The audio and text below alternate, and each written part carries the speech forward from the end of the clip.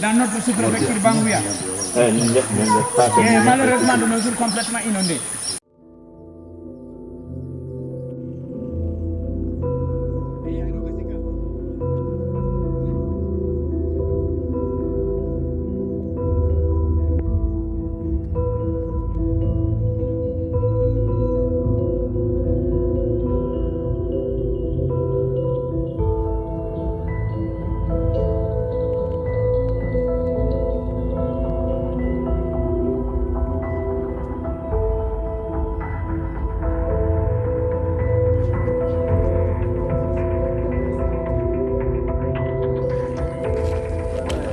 Bisa ba?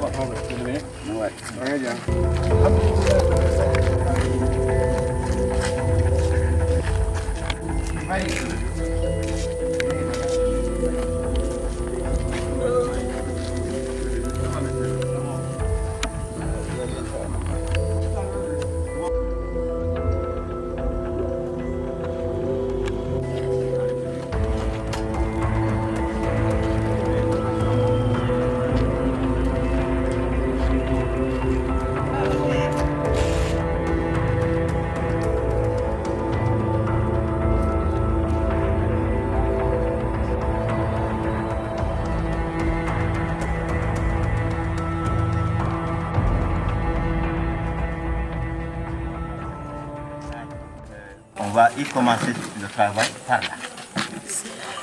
Donc, chef de cette mission. Donc, M. Hafizi Oubari, il est membre de l'Union des impactés de Sopiti, secrétaire adjoint à l'organisation et à la... M. Taïrou Diallo, qui est membre de l'Union des impactés de Sopiti. M. Amadou Riba, qui est le représentant, parce que l'Union ne peut pas se déplacer à chaque fois pour venir faire certaines activités sans que l'Union elle-même ou le bureau exécutif se déplace. Donc, c'est le moment de les remercier parce que ce qu'ils sont en train d'apporter, comme je l'ai dit à l'entame, cette mission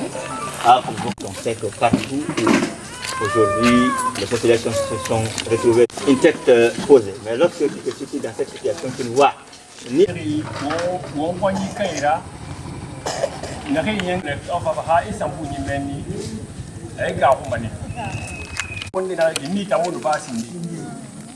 naka wali nakara wanda rebiru bidiro kuntigi reiki kafi won tan lamara afala fitum to kale gilme mutu wakale mo donc kasi ka fin wali ndere bam ko fin di kana sala ngare zakana dum wonga wali mona so émission ding ding ding ding ding bon jiye ding den nakay kosko kula momi waso ndi ga asa boka fumu hamu hadi ya sun mananan parce que na ma won jiri fala ne amana ni wontan ni woni tan parce que mo tan to bara bala ay yendi barula nam ke zai ana hire yom dulan de mu na ngale nana kamara tore na hanna betu wonna fala kyoki o may bogi ma wonnan de nan fala ma wonnan de lu kono fahim fo won gande fala ne ina tongo banguya tammato o may bogi birin abirin nana nan ku kono alo wonna de na han fala feto tore na han betu ye barafa idimiti sade na ka sindenna ina ka ye damma menine nya sulu kui ye bar dangi menira to fare ye fagne halu ha makor mo ha tara mo ha gabru ya menni ye fagne ha makor menira nana dangi walde na ka girende ne mure sanseki gi bogi muna sesse kolon a walfe nan kolon akan sisi arebi afunde nyibi amerera wali ina to ngoto yi mere duniya na hannabe keremu ayo kasi keremu nato imale wala madena kai angi bogi balo mayina ngumma kerra wali na ngumma birin na tankolo bogi sena kai be ye bara dinne birin ma diena moyi e ka karande fe ya bamadi wombira ko le ngiler man toroli na gine nan ma yu na ya bamadi iker wali na hanna bama ina nan tongo ma e mate alo ka di école la bina alinati na kui ina inde matima i gadi ga karan fe sutune balu fe sagna nan gumma segatale na be sanese na be walmuna alo na araba to ali kinu elima ba motan wal ka muna mu man yo ka muna mu bebe yi superfatir no ga goma lagine tan wonna kolombangu ya superfatir tan district mo ya nunde anyoga wo maida anyoga mu lagine tan kono ina lagine supervatir keren tongo tamunde kana dangi banguyara frinde mono ma dangi de banguyara wa ma manga sanya kan ko malina kanna manga sanya ka mato ba me sembe mu goma ala taala be sembe mu goma ka yara tibe mo wa ma few e ka mato pisa ma mo la mango ka feso ma kiyoki beni ngode minan sama leer na kamma ngo walma ngo balu makina kan ngode balu makina kan ngo karan feso makina kan ngo sakatale do makina ga yibogima manga sanya ka yengira fa mo ma wata malile sabura katra bi wumma ya ratima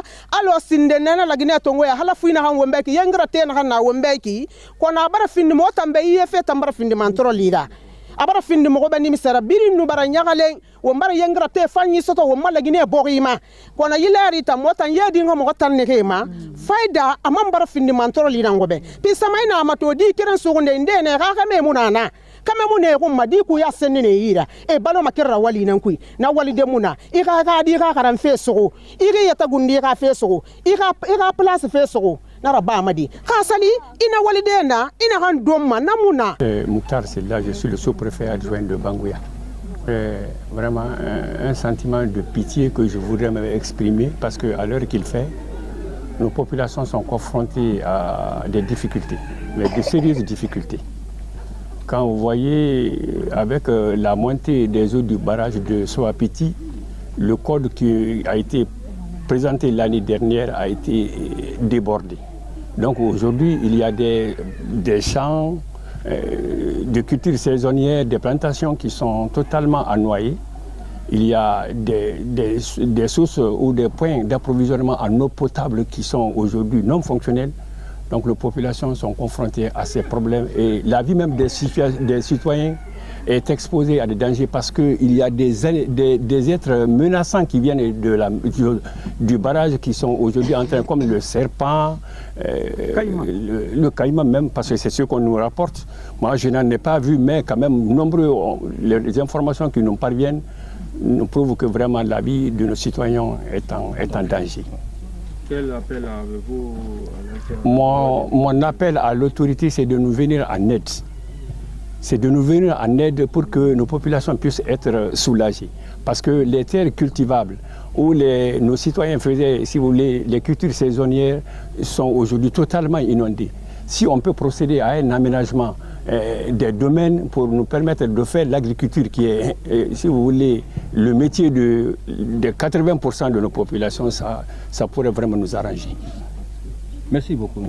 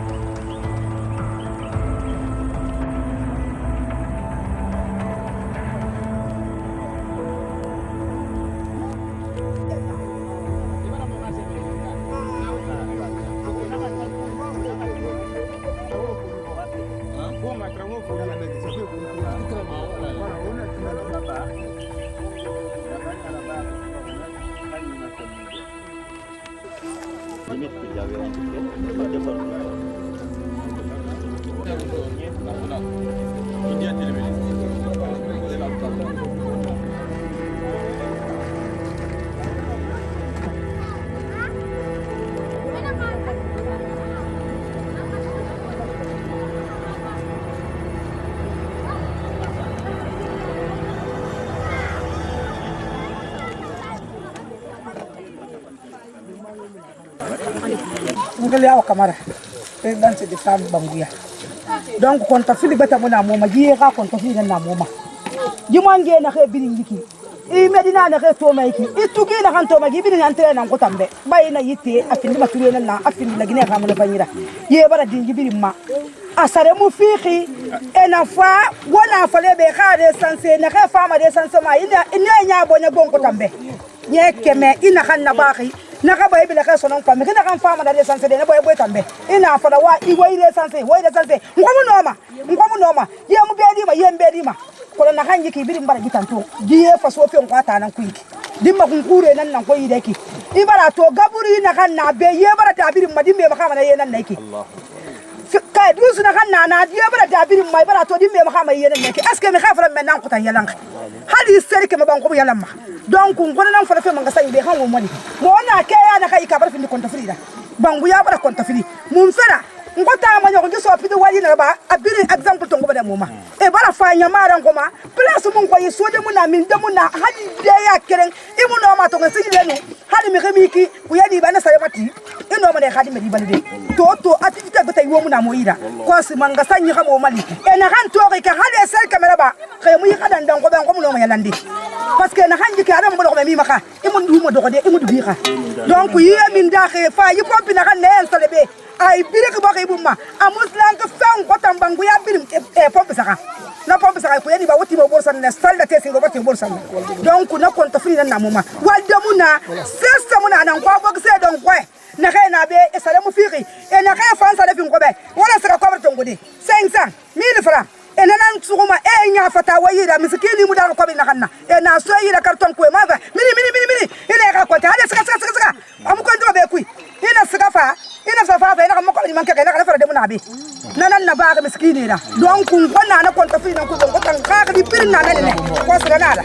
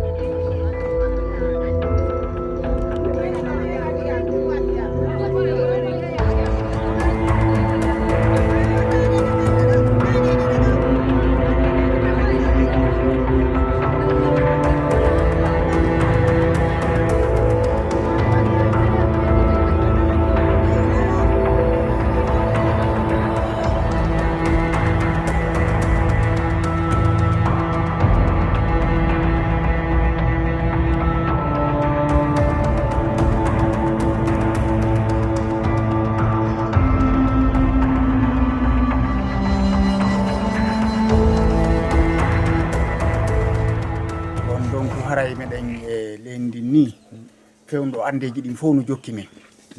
bon ko adi ko leydi no dimbade liɓi men cuuɗi ɗin fof si men naatay ko yo men fontu poore si men yaltay men omba poore on bon deuxième fois on nokkure nde meɗe mari ɗo telle maccuuɗi temet tati ñappirteɗi huuɗo kon fof boni bon nayi ala ko ñaama meɗen mari nayi meɗen mari beyi bon deuxième fois troisième fois on min ala ndiyan ko yare meɗen ɗo telle mawa komin ƴogoyta ɗon telle mawa 3 kilo walla 4 kilo walla 5 kilo min yata ƴogugol ndiyan min fof ko ndu koloyru ɗo ndun kadi ko 3 mois haray ndu ɓeeɓi joni haray tigi tigi on komin faala yoɓe wallir men e nder leydi ndi wonano men saabu haray yoɓe ɗaɓɓu koɓe naɓa men haray ko ɗum min faala allahumma salli ala sayyidina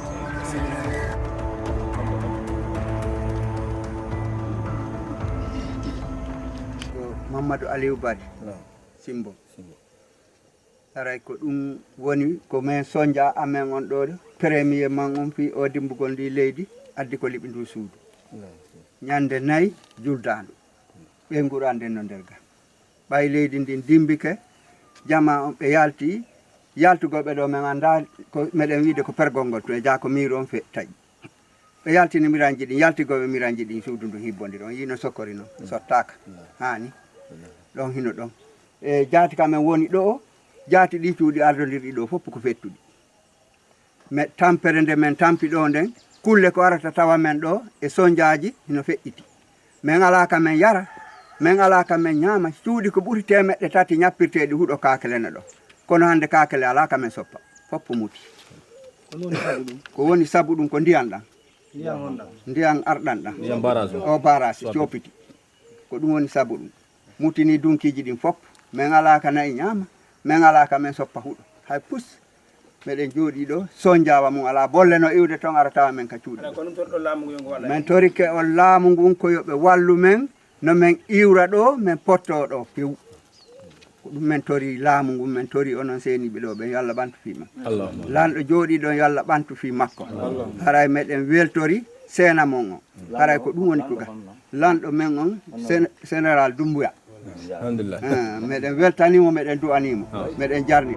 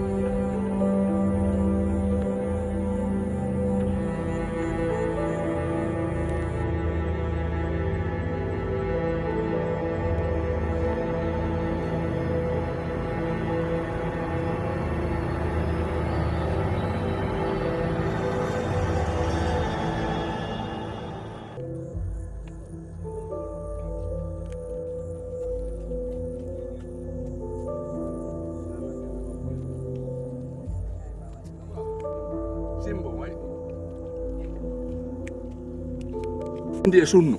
ko ɗo men jibina mawɓe amen ɓen ko ɗo jibina ko ɗo men andi men anda hay nokku kamen yaha siwoɗa ɗo nde dunkitede dino toon ɗum ɗo fof na ko resansani nayi amen ni koye ɗum ɗo wurata dammi amen ni koye ɗum ɗo wurata ko huɗo kakele ɗo ko ɗum men soppata men ñappira cuuɗi amen ɗi na fof mari feere paani menen ko men ñappoɓe cuuɗi men rema joni min hurga hurgoji ka hurgoɗen ka yaltete toon ko men hurgoɓe bon jaati kowle ɗen si kowle ɗen daɗi kamen wurata toon daɗali haray hay men yeehi joni haray tigi tigi on ko nde alle anini men ko num fa marɗon ka wiya komin maari komin holla laamu yeeso ngun e barkiji maɓɓe ɓen e julɓe Allah ɓen koɓe déplace men ɗo ɓe ɗaɓɓana men kamen daɗo taw min etaɓe hoye amen ko kadi men andi e aynugol ko ɗum ɗo mi andi rema ayna kaɓe andi men daɗay wo yoɓe faabor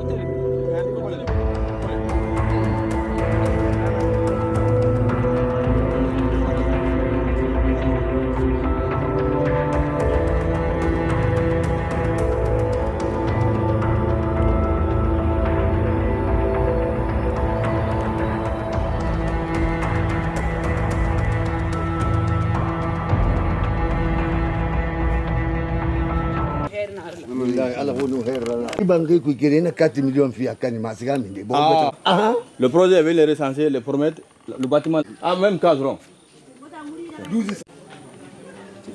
Il faut aller au Lina Tina TV Bikush. 7 millions. Ali Meni, certainement, Kiri, Assaria Timasco.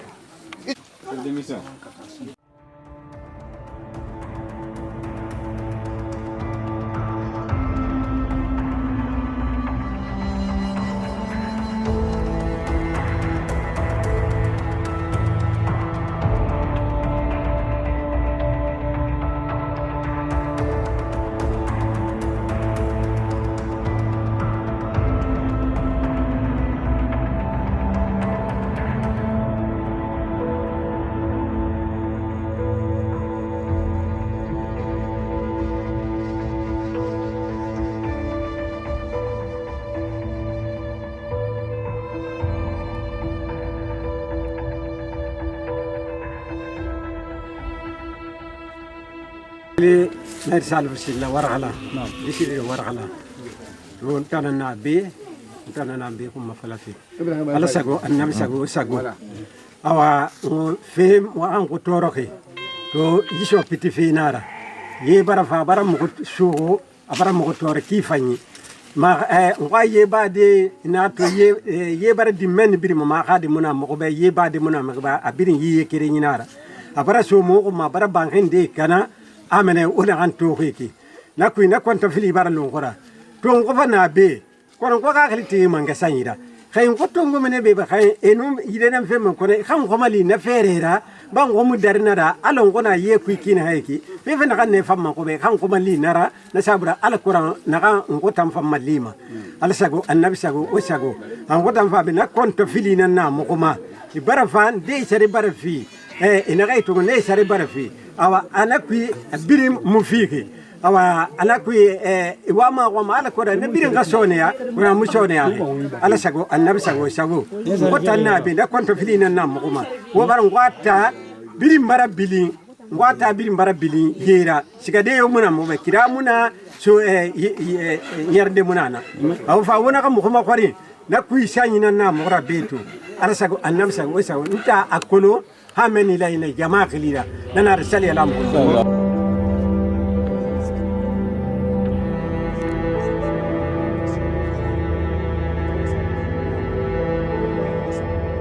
نعم أنا خايف على بيتام أبي كلمة إيه ما تيتا فوقي نكا إتلي سانسي كتان لا فوقي نكا أيه من كتان لي نكوي inaka kobri fima kobri fife ntamulla me musika naka yo fa naka sotoke fam munakul kono mantural bebe bara mukusoto namu ye bara mukubile dum ko hakal tiri na ye min detanna ko fora sikiri namu ye bara mukata bembele aldu kada muna namu ko gine ye ba pompira isika banko idugeka namu ko wala mfan ko walde ma ko bardo ko yetagi anu kerina wal kenam qura namu kun ko kerina ngwali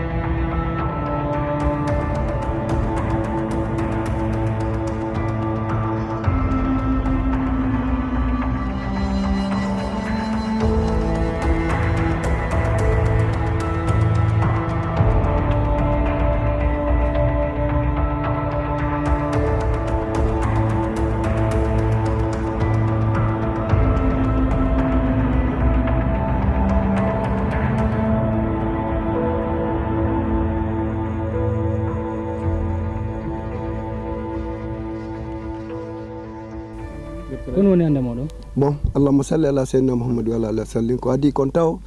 men weltani ke onon délégation be seni be do be fou min weltanike lanɗo leydi men ndin président Doumbouya e ande leydi men ndin fewdo ɗo foppu no sutti ande leydi men ndin ko ɗan ndiyam e on yii ndiyam ɗan ɗan sonji jama on ɗan sonji men ɗan sonji leydi ndin fof katara bi menen kadi menen Kereba ɗo hande kamen woni Kereba ɗo ko e nder loonde min jooɗi Kereba ɗo golleji kamen gollata fop ndiyam ɗan ñaami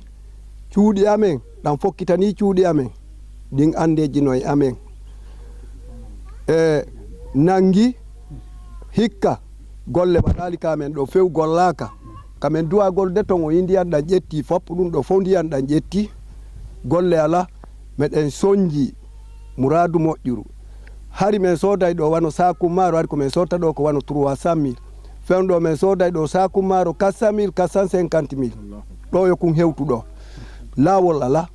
nokku no yiruɗon ɗo ni ko ni woniri ha huuɓiti men ndiyam ha huuɓiti men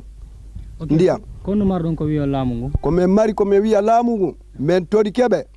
ko yoɓe wallito men ko yoɓe wallu men ɓaliran honno ko yoɓe wallu men par ce que ɗo on men wawata wonde ɗo hande kadi fi honnu hatta men wawa wonde ɗo wano ɗan ndiyam woni e ƴawde ni men woni e nder suurire kulle ɗen hino ƴawde bolle no ƴawde piiji ɗi fof hino ƴawde tawa men ka nder cuuɗi ga hikka ko Allah andi ila ɗan ndiyam ari ko Allah andi no men woniri ɗo soñja kulle ɗen hino ƴawde naata e cuuɗi ɗi min woni e nder suurire nokku laawol ala ka wiyata hande on hewtiray kamen ɗo sina ara koye ɗan ndiyam haray ko ɗin andeji woni e amen haray meɗen tori laamu ngu yoɓe wallito men ɓe ƴawna men ka suurire ɗo yoɓe eggin men ka suurire ɗo haray ko ɗum men faala ko yoɓe eggin men ka suurire ɗo haray meɗen tori ɗum laamu ngu par ce que soñja waɗi ka wiyo toon ɗo min ala yareteɗam sina ɗam min ala ko min yara caaɗi ɗin foppum ɗan jattino min on ɗan huuɓitiri wano yiruɗon ɗan ɗo ni ko ni tour à tour joni haray si ɗum notton haray ma watta sokeje mum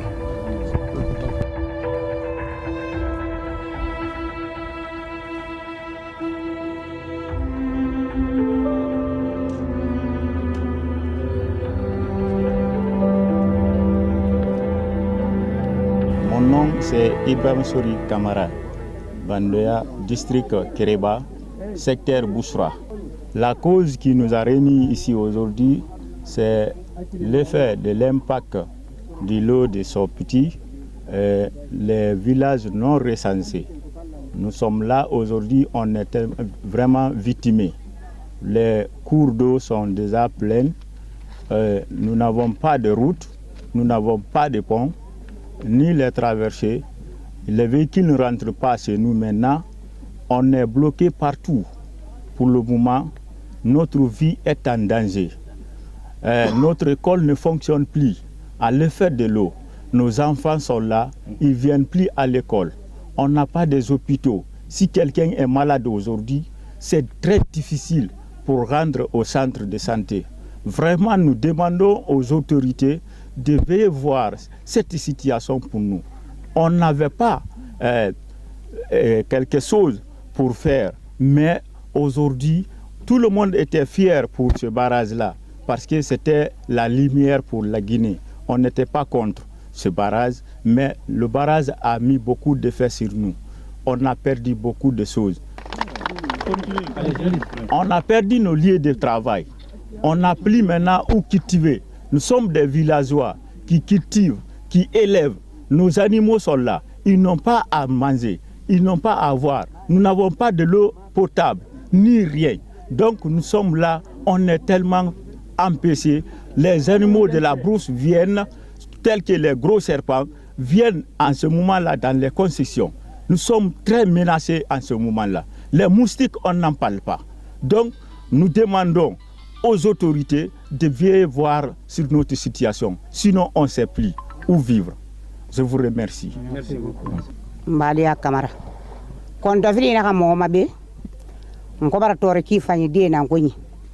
Donc nkwenyi furume nkwenyi be nkobara toro ye bara fa bara nkoso ko sekade mona moyira.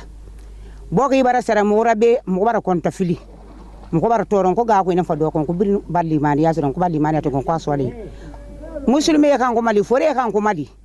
mo ye fe ko bara konta fili khali siga de mo na mo ni sese mo rabaki mo ko do ko ala bebi khali ko be kiana ka awa kenan ko bara tora de baran ko soko na konta fili na mo yi rabi ye amin dagi musotoma du ha de kare han khali khan ko fan ko ha fori kala fele mo ko duge ha fari mo ko bar toro ye mo na siga de mo na tete ko ne ban ko ali mewa makaran fe girde mo na sese mo na mo ko do ko ali ala be ko do ko bi muslimi ala be ko yate ka ala dan ko do ko bi konta fili ku na konta fili na mo rawon ko mali bari ngota ma ke ayo ko do ala be ko bar ke titu ko asale ngo kan ko mali kira fe won ko mali amoli ke afuni fili bi ko nga konta fili ba ma kiana ke won ko mali nara kali kan ko batuni fene won ko mali ko siga ma dene kan ko mo toro ko balale so to ko ade won ko mali menira ha wasa timma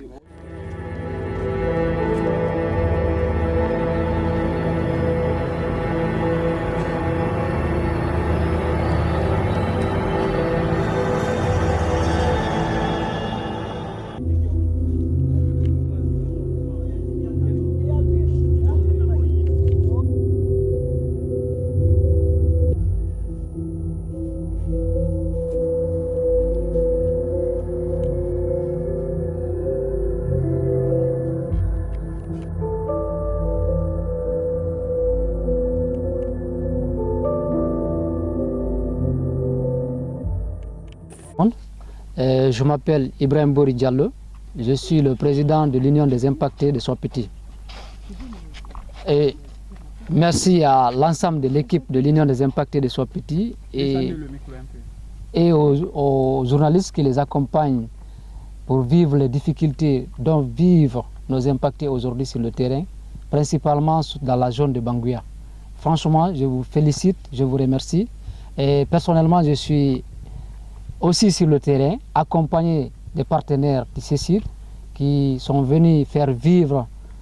certains de nos partenaires aussi de la réalité du terrain aujourd'hui que vivent nos parents et nous-mêmes.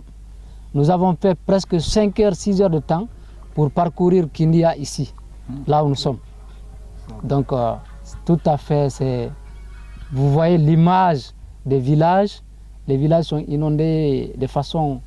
inexplicable. Les routes sont complètement coupées, donc je ne saurais vous rencontrer sur le terrain et sans vous dire merci encore de plus avant de passer. Donc sans plus tarder, je vous remercie, bon courage et bonne traversée. Avez-vous un appel à lancer à l'endroit des autorités? Je demande solennellement à son Excellence le Président de la République de penser maintenant là aux impactés de Soipiti, de faire en sorte que son ministre de l'Énergie fasse des impactés de Soipiti une priorité. C'est un cas prioritaire. Donc, ainsi, je les appelle solennellement à se baser sur ce dossier Soipiti. Le dernier mot revient à remercier l'ensemble des jeunes qui se sacrifient aujourd'hui pour combattre auprès de moi pour que ces populations impactées soient rétablies dans leurs droits.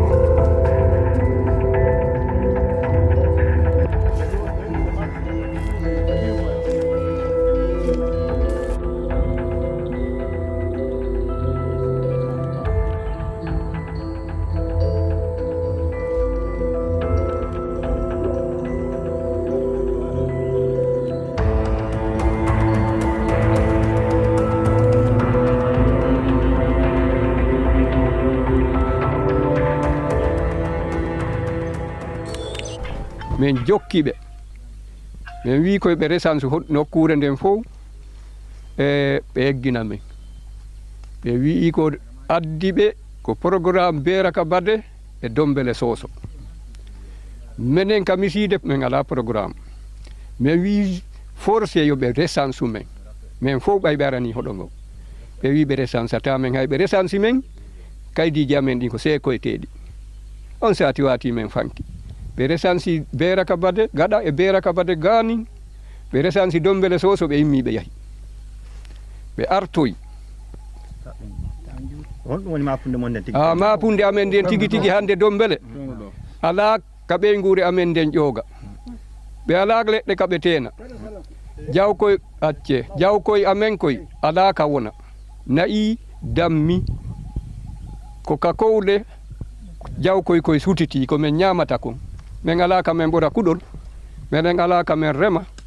min ala ka men ayna hay nokku ala e kamen wona ko nafata nafoore nden min ala kakilowal ko min haɓɓira goɗo min ala hoggo min ala ka min ɓorira huuɗo min yiɗiɗo mangoje ɗen e cuuɗi no muti ɗo cuuɗi jaati ɗo tun cuuɗi ɗo ko hoɗonino jaati ɗo tun cuuɗi huuɗo timmuɗi jeɗɗino ɗo nu e suudu paani tamen Dombele ɗo ko ɗum woni sokola amen on hande ko ɗum woni kulle no ƴawde ñaamali taw goɗɗo kono kulle no ƴawde ñaama dammi moɗo no woodi. Bonjour, c'est monsieur Kamara Sadiba Katia, je suis le maire de la commune rurale de Banguya. Eh bien, mes sentiments, ce sont des sentiments de joie, il faut le dire, parce qu'en fait, ça c'est une ONG qui nous aide à ce que tout le monde soit au courant de ce qui se passe dans la collectivité de Banguya. Pour ceux qui ne connaissent pas Banguya, c'est situé à 55 km de la préfecture de Kindia. C'est composé de 97 villages regroupés dans 22 districts. Et donc, Sopiti a impacté la collectivité de Banguya, tout comme les 4 autres de la préfecture, soit de Dubreka, soit de Pita, soit de Sangaria. Eh bien, les nouvelles autorités, d'abord, je dois les remercier du fait d'agir à bon moment. Et ensuite, je dois aussi leur dire que si l'État guinéen, la République de Guinée, je le dirais comme ça, a sacrifié les 4 collectivités pour donner le courant à toute la population de la Guinée, en récompense, il ne faut pas qu'ils nous oublient. Actuellement, nos terres cultivables sont réduites. Dans Banguya, 28 villages sur les 97 sont inondés, réinstallés sur 6 sites différents, dont 3 dans le Baring et 3 dans le Téné. Et donc, s'il y a des mesures d'accompagnement, parce que c'est notre terre natale, on ne pourra pas quitter ici, on est appelé ou on est condamné à rester à Banguya, il faut que la nouvelle autorité trouve des mesures d'accompagnement pour nous maintenir dans nos localités. Eh bien, mon dernier mot, c'est encore souhaiter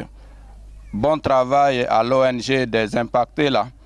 l'Union des impactés là, parce que grâce à eux, ce sont nos fils, les fils du terroir qui se réunissent à Kindia, à Dubreka, à Telimile,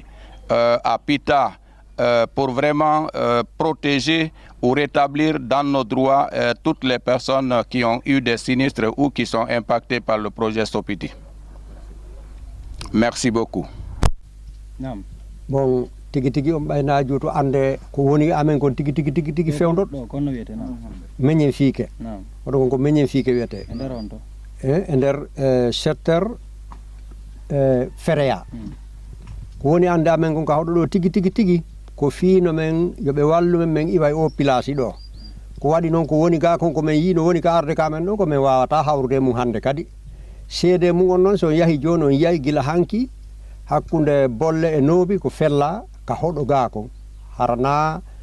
ko maayi kon koko fella tawa ko yiiriɗo yitere mon kon yi on kadi ndiyan ɗan capantati yewtirden fof komin faala koyo on wallu men heɓa ka men wona hara hinaɗo taw menen e ndiyan ɗan men wondata so seeni ke ɗo noon joni on yiya ndiyan ɗan tigi on ko ɗum ɗon tampere nden ga hino ɗo cuuɗi timmuɗi sappo ɓeɗo fof dogi acci men ɗo ɓeygure ni menen noon tawi min wata dogude hino fuɗɗandema e nduɗon kon tawi ɗo sappo ɓe wino ɗo eggataka tawi e guete min tawi ɗo be men egga min wata wondude e ndiyan ɗan ndi yiite no wondo heɗa ƴetta ndiyam waɗaka yiite kono a ƴettata ndiyan ɗan naɓa hay nokku sina ɗum min ka capantati koɓe wallu men heɓa ka men wona kono maɗon ko wiyama lanɗo leydi on komin wayi komin wiya lanɗo leydi ndin on e procé on koɓe wallu men heɓa ka men wona min wawata wonde e dande ndiyan ɗan par ce que ɗan huttiti men no waɗi ni kurungol hande kadi sina ɗo goɗɗo maraka rewa simin huyi ɗo faabo hande ala faabotoɓe men suudu siɗɗa men no sumi ɗo ko luttini toon ko ala ko walla hin suudu no sumi ɗo ɓayri huwama faaba tawi ɓay siko menen tu yahi ka yiite woni mawɗo ronkuɗo on ɗo wawata huude haray projet on e gouvernement on e wattude mon onon seeniɓe men torike on ballal koyon walluɓe men heɓa kamen wona haranaɗo wondata ko ɗo e haade si tawi no nano seenoɗo ni miijo amen gon ko ƴettugol dolle amen ɗen fof men yaha ka sous préfet men hollamo yo wallu men kamen wona minen ko amen ko min wata kono noon ɓayri on ari meɗen jogui ɗatal woɗɗugal yahowal Conakry kono be men reɓa ka mairie amen on min yaha ka sous préfet min yaha Mamoudou si min hewta toon toon noon no woɗɗani men Allah addi on ha ɗo meɗen duwani on haray koɓe wallu men no min ira ɗo ko ɗo woni capantati ɓayna yo haala kan ɗum taw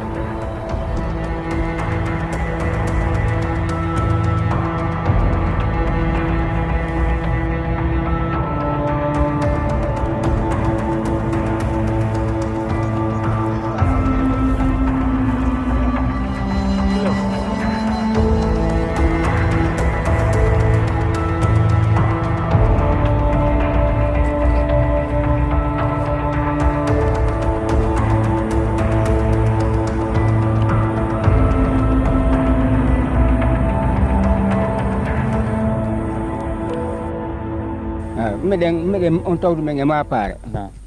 fiiɗan ndiyam ɓe minen gila o barasi kala ɗo minen ko mapude men wondi mais remata onon honto ɗo minen kuriya ɗo ko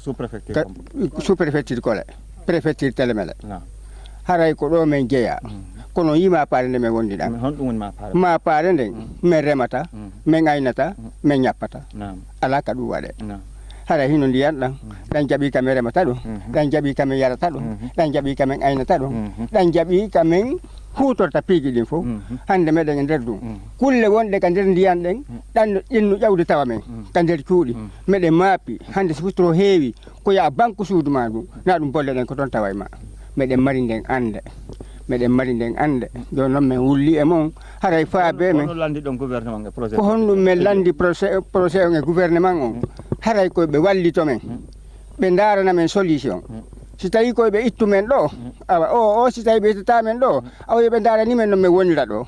par ce que mapare nden ɗuuɗi hande min mara ndiyan ko min yara min wata min ala ka min rema min ala ka min ayna daabe hum na nagge wona dammol haray ko nden ande min tawduɗo men ɗo nden noon no mapini men mouradu moƴƴuru min mara ko min wulla ɓuuri mon onon dimbu leydi ndin ɗum ɗon no arde ñande o ñande haɗi e ɗe balɗe no feƴƴi ɗo koya jogo payɓen si fuɗɗike dimbuɗeɗa jogaji payɓe kunkun dogay makko baɓen aani min torike Allah yo Allah faabo men onon kadi walloto ɗon men ɓay ko Allah ƴetti men halfini on kono noon halfina leydi ndin fewdo sahay ɗo haray min torike halfinaɓen yoɓe nda ɗum ɓe guerda men fi Allah hawti annabi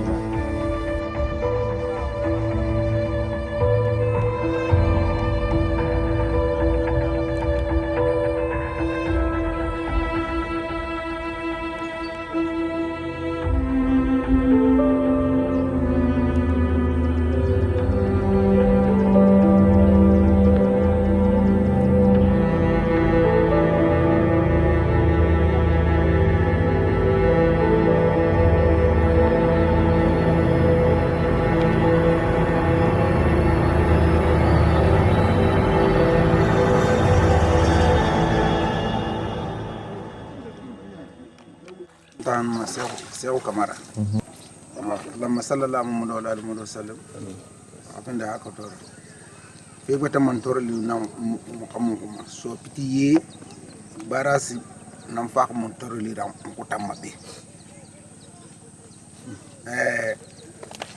ye bara fa ko ma num boy mini bete ram na bara boy mini kiri ko ma boko dini na Allah ko banque bi barakala to même pas banque ndebe 20 mètres mo no yetaki alo na khande ko je ka sardi plantation na khande 20 mètres mo no banque mil taki en tour na kin ha saso kirana ko no hafiya tagi asan kirara na bara bolu ye bar na kana ko ko no boge wuli bara bolu cause ko han fo itara bolla makiri ngote mo ina ko han ki dirisa han mo han hana hafa bankira ko han ko aso ko ye bar ko rakata ko abara din ko plantation na xebe ye bar di nem ne sar mu fiixi e yamu recensé xe ne mu recensé xe few amu recensé xe na xandi ngoma le na xedu le bar ndeg be fi ndeg be mu fiixi na konto fili nan kura ka me nan kuma to hali islam be ne woto fa wonti be don ko don do mama won kasga be billahi parce que fa ar musu woni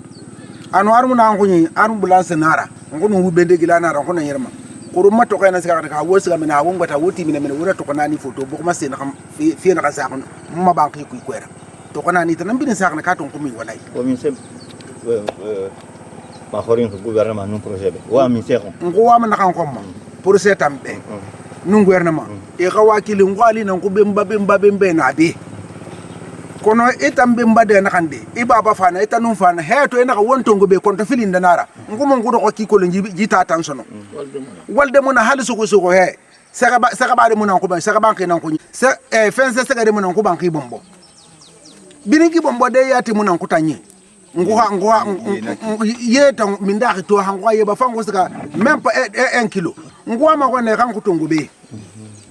e ka fa kan gure san se kan ko tongo be ngunu ngo bogu wiri da e ka pila fe ko wasaka menni ko bombo ni école muna l'habitant de santé mun kutambe amuna to mako da tugi bili wulu solo manani bili kemesen ni sebe abogo khito ni to hal touré poti kiran kuma su ko lon ko tan ko na kan su mo ko na birin dula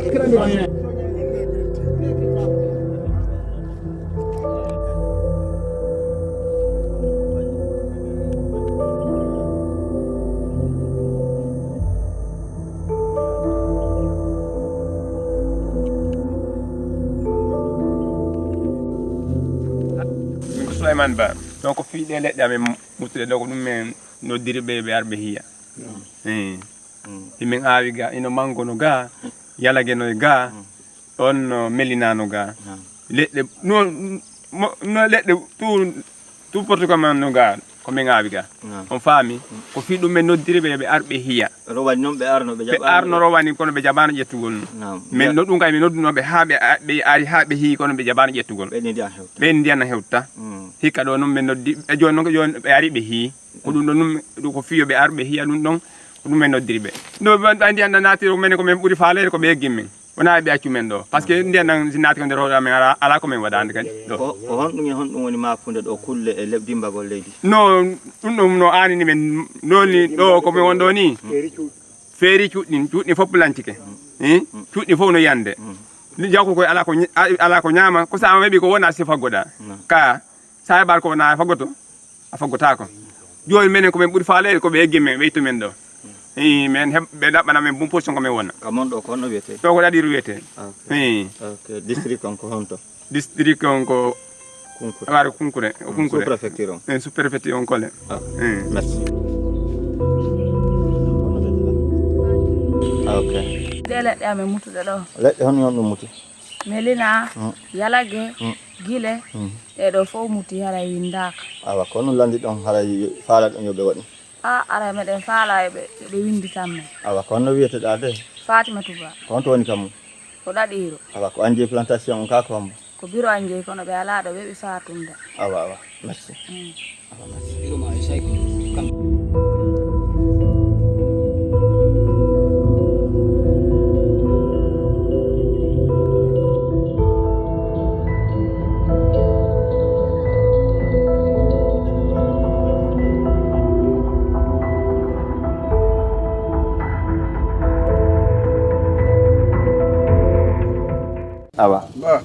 awa men hewtido ndaargo bay on wiidi do duubi jangaka kam on do depuis bara sofiti on dumani hino l'école mo be acci on e mo nam abi l'école dari do nyabi do sappo e go yawbe fonction publique gouvernement wobbe yeytude jangode ton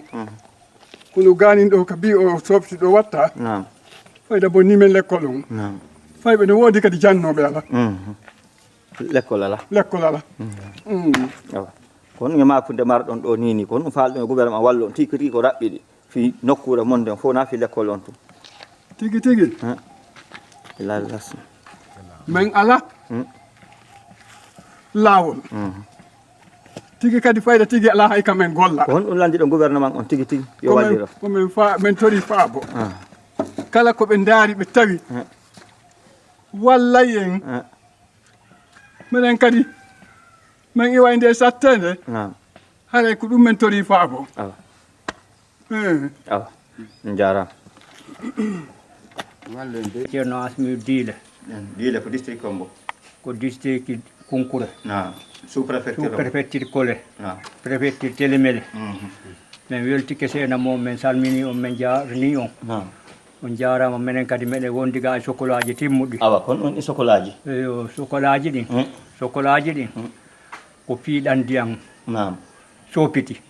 ɗan tampini men tampi tawana tampere hon ɗum eyo ɗan so jiimen piiji mban go'o go'o ɗan jaɓi laawi amen ɗin fof laawol ala jaw koye amen koye ka ñamayno toon fof on yii koka miriji e ka dunkiji ndiyan nan ƴetti toon joni ko pelle men woni kulle ɗen kan min sutata goɗɗo sutata nde accude intérêt mum yalta yaha ɗum fof jaɓike min ala laawol min ala ndiyam cankun kun yiɗon ɗo tawa ko ɗo rewɗon kun cankun ɗo ko ɓeeɓay kum ko kun ɗo hande ka cankoye ka ɓuloye leyga ka dunkire ka miriji kamin ƴogayno ceeɗu canɗi ɗumanniɗi toon fof jaɓike kono ɗum landiɗo gouvernement e waɗan on ni min landi gouvernement yoɓe wallir men taraw komin faalano ko eggugo kono si ɗum ɗon heɓaki ara meɗen faala ɓe wallir men taraw e ndiyam ko ɗum ɗon e tambitagol men hande ala kamen golla damme amen fof e jawle fof po maayi fof koka miride leyga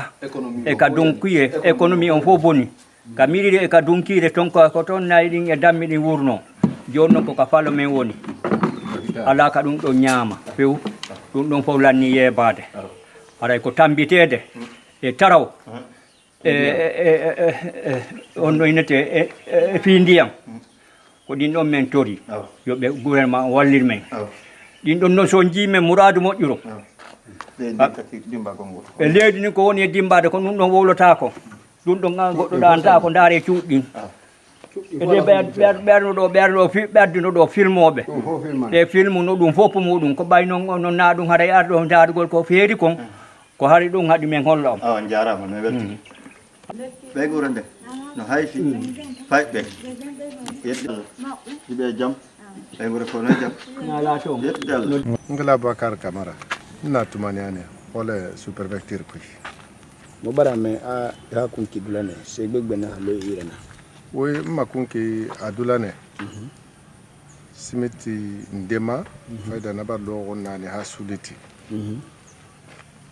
kono afinde ko ngoni konto fili nan na ekolon yefe amandar kan kura ba fe na dar firan kura na simiti ma ntangete kunki min kan yagori moto nani na kuy na moto nani TVS Spring Boxer 150 kiri anu Honda kiri donc ina ka siga ha e pardangi ye tagira foye kungbe na kakeli 13h leri na foye kungbe kakeli na fanna kailang bogi ka serengira donc na bogi ka serengi fa didi katama fa kunki ka siga kunki muno masiga de kono jumelo ga na ka kali fanyira ba na ga fala be di wo ga buru ha ni moro itungudi an kado asidan na tuma wono ma buru kali de donc na jumelo ga kunki manin de na tene ko babirida anaka na ha ni moro raso atubara fali fa fili fene anaka ipeti be anaka na telephone sonyi ba ina telephone sonyi anaka yikunkumani khili ani moro raso ko nakanyi donc ani moro raso ko nanyi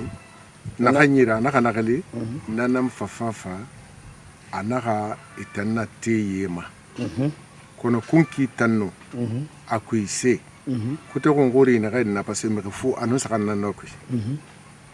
kon na kote ga bo gamare pasa tungo ma ha me tungo senenunde barakula kon na foye ga fa sabu ina ni anu mbogo serengi yukunki na gadula sono konto fili tangi wakati ke yama woto bara fa ikin kuna kan fala ma wobe na kan findi ga fi gara fwe parce yu wakati ke yama amulla man ko tanga fi fala fan kuma na kan to ko waibe ina ni nyinde sane na ka ye damana ye bara men ne dépasser abarsan sinde tungo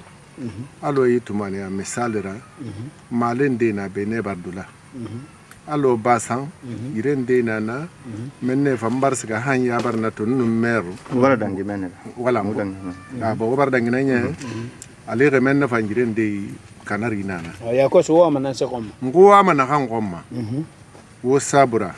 anu gouvernement sabura parce que gouvernement bara gbere banko be kono konto filila fatte de mi kono me bel xam bamana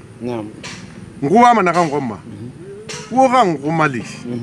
abalo fe ke yama anu ye dangi limiter den na hande wo sabura mi ke gafa ka men ne recenser ala ko ne na makana barka c'est bien السلام عليكم أخاف إن هاك الصورة مخاقل تفلي نخلنا يبوخي ما بامبو ديستريك بامبو فردا محمد بانان كوي كولا مود سو بروفيسور كليرا مخا مان تولدي نخلنا لما مخا يبا دل نخندي يفيا تلا نوما مخي بوسرا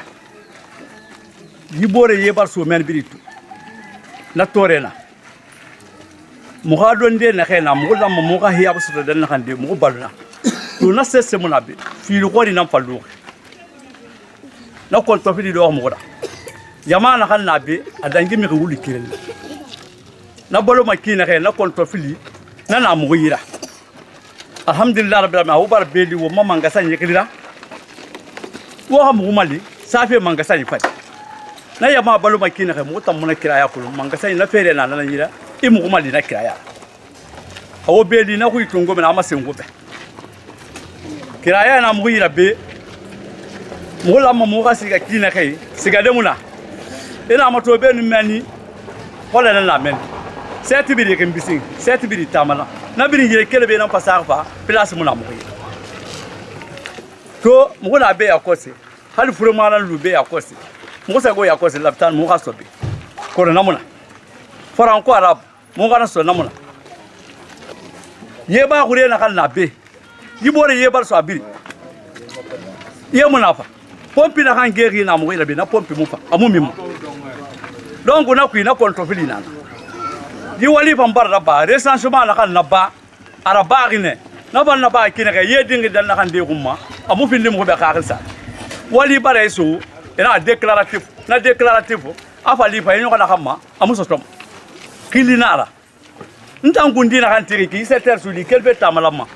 abambuli akimbisinli akunsili asokiali ntana biri setter ba nkase do me halin sika madal na kandi nta njete kan ha moto na tongol na sika fonta sarpi na mantoli na biri mbardo konna abali ba maya mafa place muna règlement yomuna na kan na bari e mala kan na kajina donc na kontrofili na muguma adanji kale ina ya mama toba na biri songa mandela mangena adonga